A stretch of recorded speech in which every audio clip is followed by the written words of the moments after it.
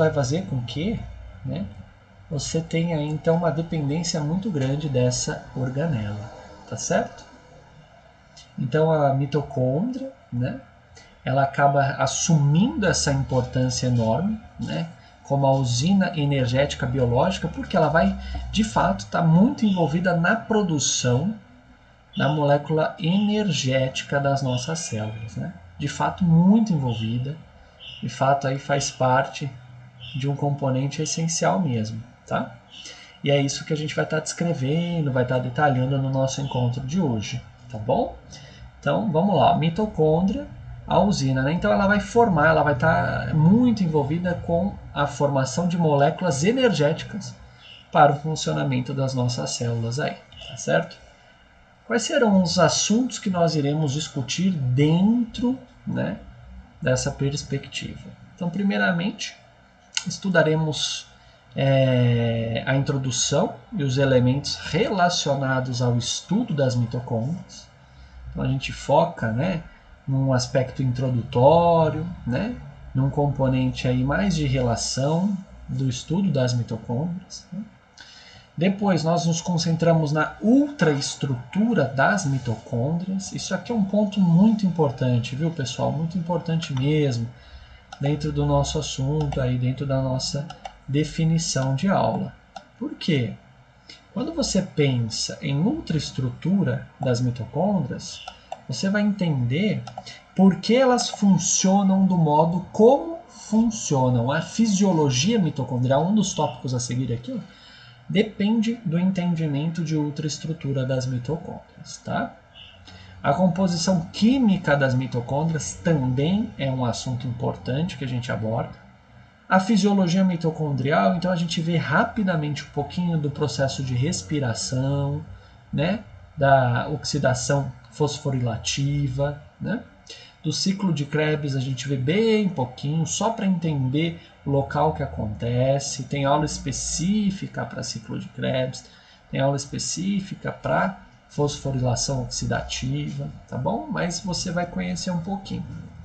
A transdução energética, que é justamente esse processo, né, que os íons de hidrogênio eles acabam oportunizando ao ultrapassarem uma proteína lá que a gente vai ver, que é a ATPase, né?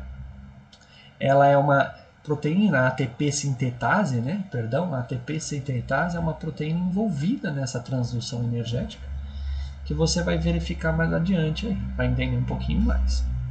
A cadeia respiratória tem muito a ver com a respiração fosforilativa, tudo isso a gente verifica, né? A fosforilação oxidativa, acabei antecipando, rendimento energético, né? Atividades metabólicas associadas.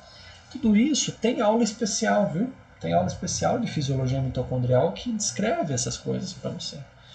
Porém, né, a gente vê hoje um pouquinho para entender que é nessa importante organela aqui que as coisas acontecem, tá bom? É nessa importante organela que as coisas acontecem, né? A biogênese mitocondrial, né? Então a gente vai entender como é que formam-se novas mitocôndrias, né? Defeitos nas mitocôndrias, a gente fala de uma situação bastante rara, né? Que é a hipoplasia pontocerebelar, bastante rara, que afeta as mitocôndrias, né? Então a gente vai falar aí sobre isso e um pouquinho mais, tá bom? Sobre isso um pouquinho mais.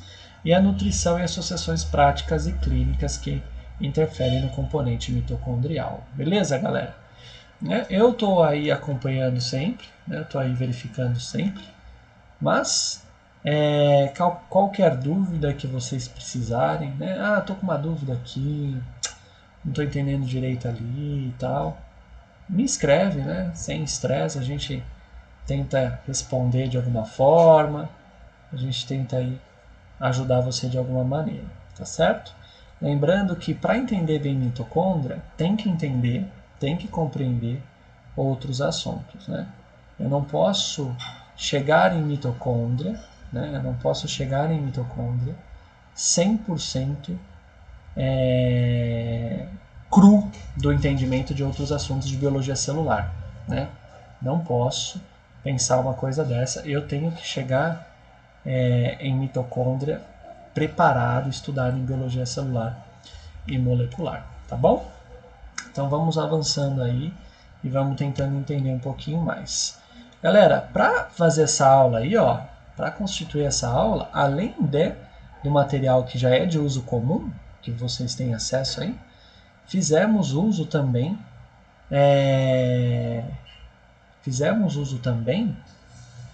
desses dois livros aí, ó, né? Esses dois livros aí, que são livros de grande importância no contexto da biologia celular e molecular, tá?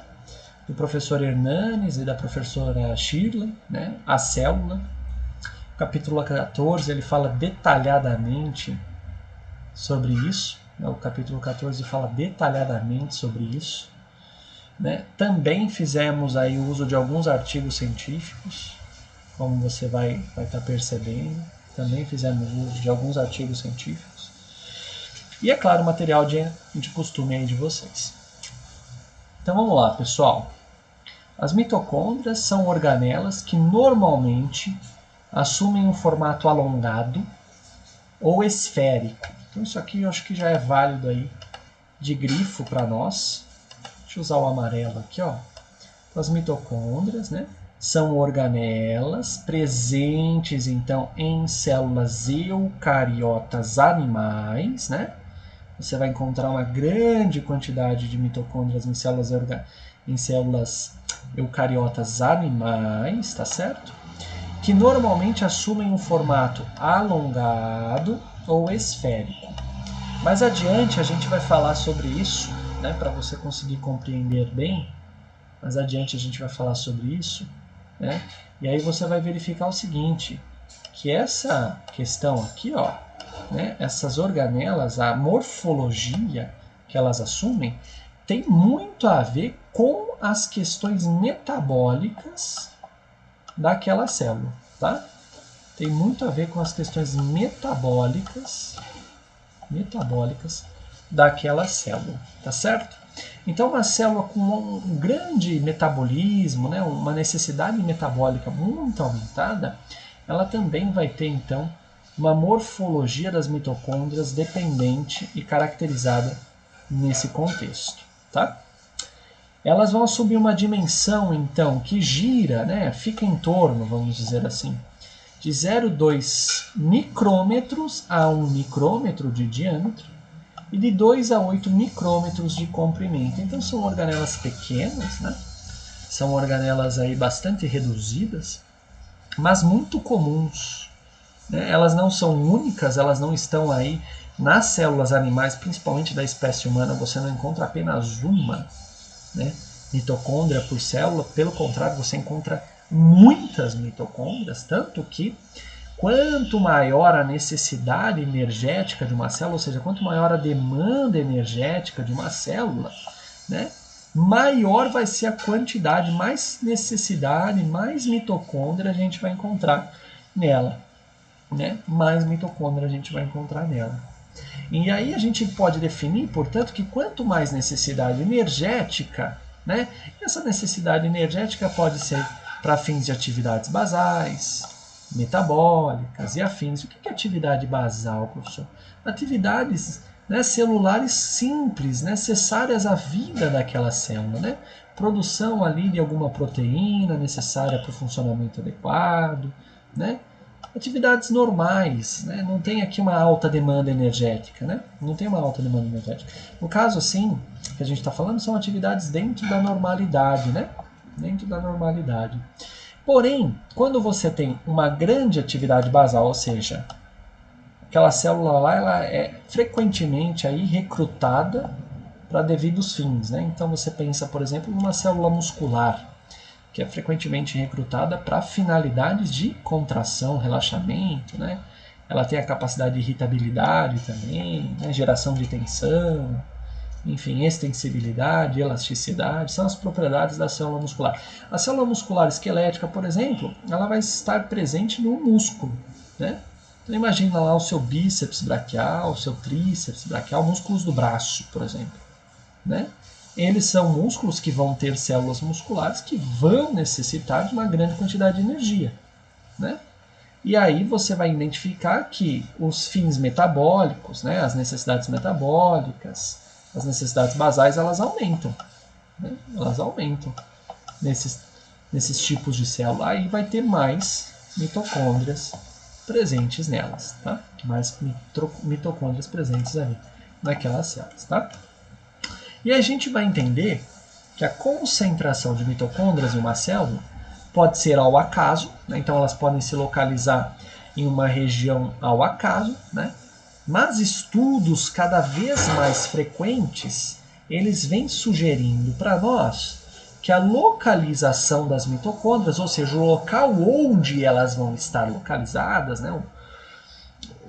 O local onde elas mais se encontram dentro de uma célula, vai ser um local de grande demanda energética, né? De grande demanda energética.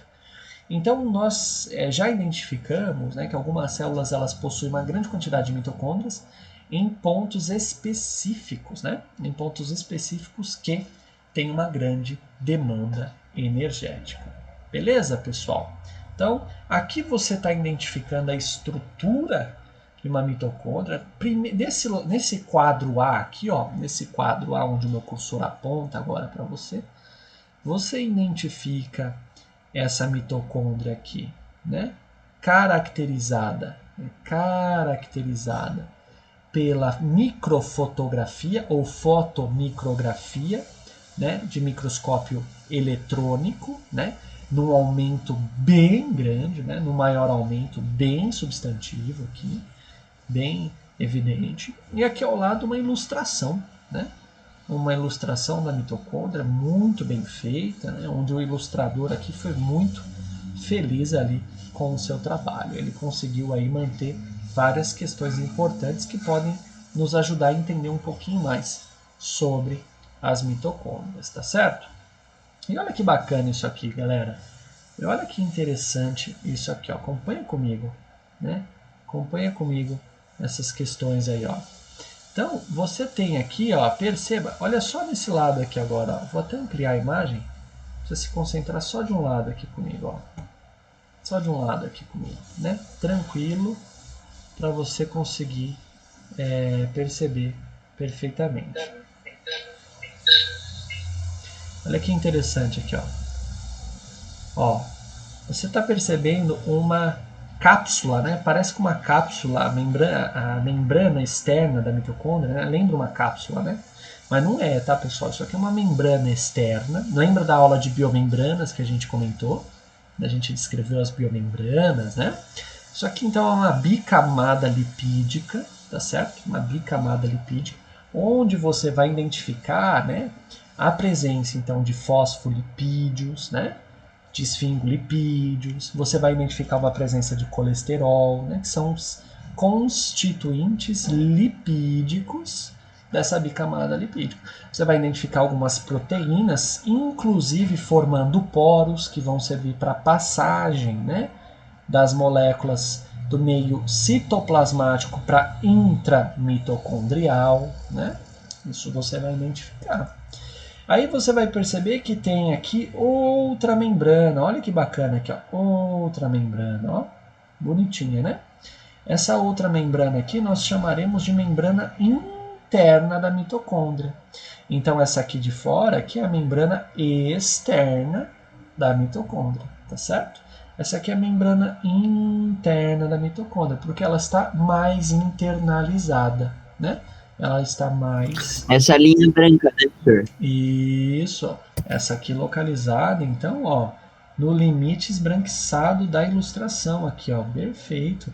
E aí você percebe que a parede dela, ó, que bacana, ela é uma parede, né, marrom, né? Ela tem na ilustração, tá, pessoal? Na vida real não é dessa cor, né?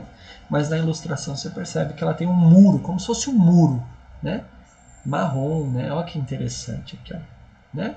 E ó, aqui dá para perceber muito legal aqui, ó. Aqui tá a membrana interna, aqui tá, ou melhor, aqui tá a membrana externa, né? E aqui tá a membrana interna. E olha aqui, ó, entre elas, ó, você tem um espaço, tá vendo? Você tem um espaço intermembranas, né?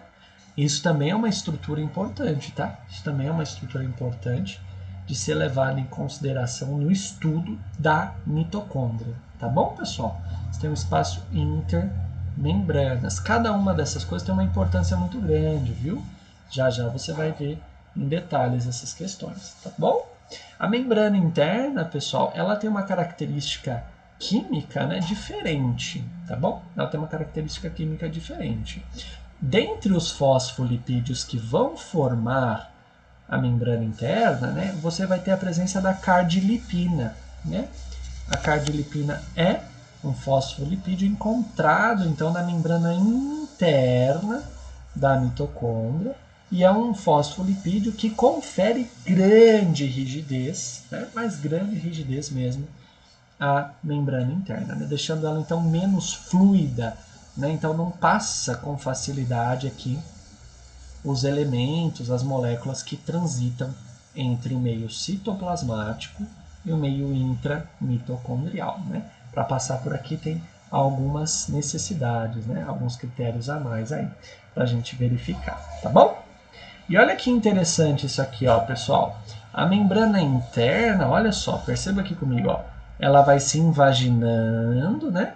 Ela vai criando essas reentrâncias nela mesma, ó, vai percebendo, ó.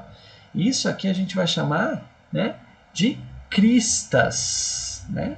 Isso aqui a gente chama de cristas mitocondriais, né? E essas cristas mitocondriais aqui, ó, elas são importantes por quê?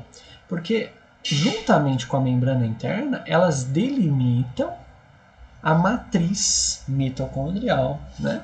Elas delimitam a matriz mitocondrial, que é o local onde nós encontraremos, né, ribossomos, né, na ilustraçãozinha que eles colocaram em amarelo, ó, ribossomos, que são organelas não membranosas que vão servir para síntese de proteínas, né? Tudo isso vocês vão aprender mais para frente. DNA mitocondrial, que é um DNA circular, muito parecido com o de algumas bactérias, né? Encontramos então proteínas importantes, né? E olha que bacana, aqui nessa membrana interna também, isso aqui já é válido você ir anotando. Aqui na membrana interna você tem a presença, né? Você tem então a presença do que aqui? De proteínas da cadeia respiratória, né? Então você tem a presença de proteínas da cadeia respiratória que vão servir para a fisiologia, né, para o funcionamento da mitocôndria na síntese de ATP, né, na produção, na formação da molécula energética altamente necessária às nossas células, tá bom? Então você tem aí alguns elementos importantes que nós observamos nessa ilustração muito bem feita aí do colega, né, do professor, né? Não fui eu que fiz, tá, pessoal? Isso aqui não foi eu que fiz. Uma pessoa muito categórica aí na arte mesmo que produziu essa ilustração. E aqui ao lado, ó, na imagem A, você identifica uma foto, né, de microscópio eletrônico em maior aumento, né, da organela que a gente está descrevendo. E olha que bacana, a gente consegue identificar muita coisa boa aqui, ó. Muita coisa boa mesmo, ó. Se eu ampliar aqui, ó, que bacana, né? Você vai perceber então a membrana, né, que vai delimitar a mitocôndria, a membrana mais externa, aqui, ó, essa porção mais externa que está em contato com o citoplasma, evidentemente que é a membrana, né, externa, a membrana interna, e ela tem um espaço, mas aqui fica difícil, né, até pela qualidade da imagem, fica difícil de identificar, mas você percebe que tem essas invaginações das cristas mitocondriais, né, que vão formar aqui, ó, a matriz mitocondrial. Olha os ribossomos aqui, ó, né? Ribossomos, né? Então você vai percebendo que as ilustrações nos ajudam a entender a complexidade que a vida é, né? Isso aqui é na vida mesmo, né? A ilustração nos ajuda a entender um pouquinho mais, tá certo? Então vamos lá, pessoal. Agora vem a descrição disso que eu comentei com você, né? Disso que eu fui definindo com você. Eu já antecipei um pouquinho, mostrei nas imagens. A imagem voltará. Você tem a oportunidade, então, depois de pegar aí, né, essa aula, né, analisar com bastante calma, pegar então esse material aí, né, e copiando para ter um domínio completo do assunto. Vamos ver junto aqui, ó, pessoal. Então as mitocôndrias, né, são constituídas por duas membranas que são estrutural, ó, isso aqui eu acho que é válido o grifo também, né? São estrutural e funcionalmente diferentes, né? Então elas têm aí dois componentes muito importantes que são diferentes. Ó, estrutural, então a estrutura é diferente mesmo, né? A estrutura é diferente. E funcionalmente elas são diferentes, elas têm então aspectos de funcionamento diferente, tá certo? Elas definem os dois compartimentos na mitocôndria. Então elas vão definir dois espaços, né? Duas áreas muito importantes na mitocôndria, né? O espaço intermembranas, algumas literaturas, pessoal, alguns livros aí, né? Alguns autores podem colocar intermembranar, né? O espaço intermembranas, que como a gente coloca aqui, né? Então, às vezes você vai encontrar algumas variações desse termo, né? Delimitam então esse espaço intermembranas e a matriz, né? E a matriz mitocondrial. Então você percebe que a membrana externa vai delimitar junto da membrana interna, né, o espaço intermembranas, e a matriz mitocondrial, né, vai delimitar, ser delimitada, melhor dizendo, pela membrana interna, tá certo? Né? Pela membrana interna, tá bom, pessoal?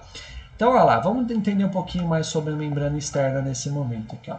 A membrana externa, olha lá, ela é constituída por fosfolipídios, né? Depois a gente revisa um pouquinho de fosfolipídio, com uma permeabilidade maior, ou seja, ela vai permitir a passagem, né, com menos seletividade, né?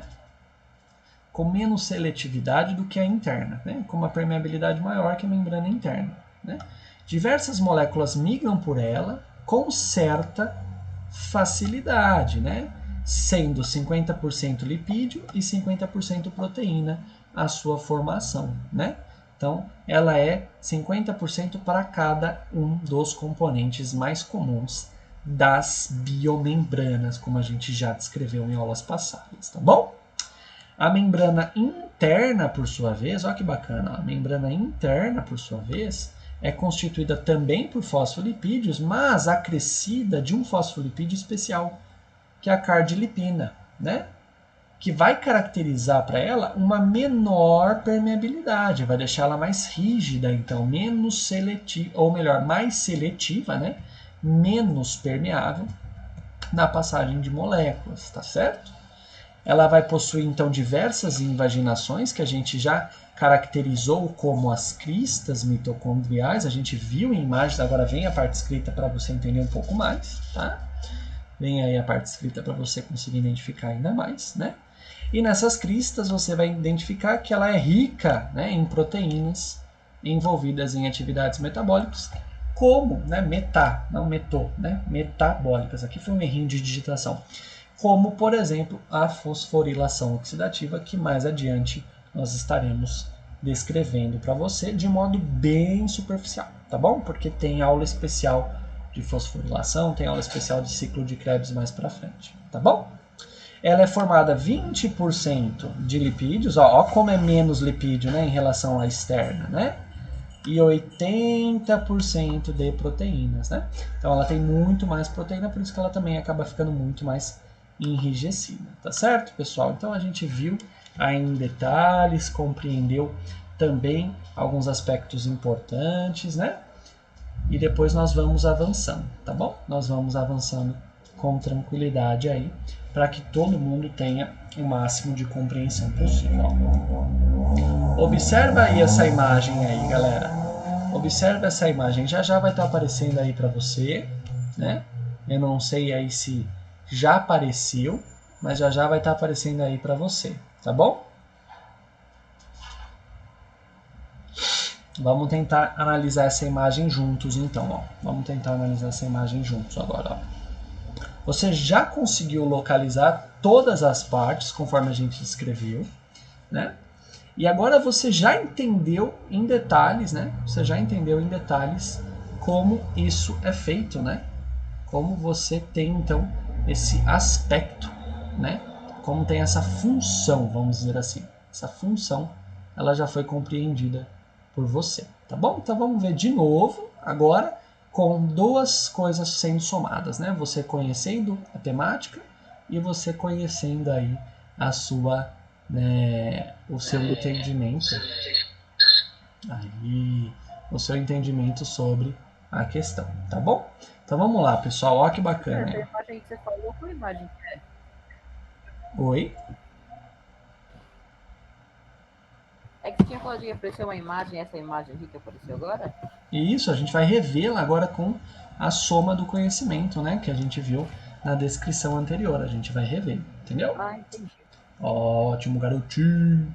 Tá lá, vamos Nossa, lá. eu tinha que mostrar uma imagem. Meu. Entendi. Beleza.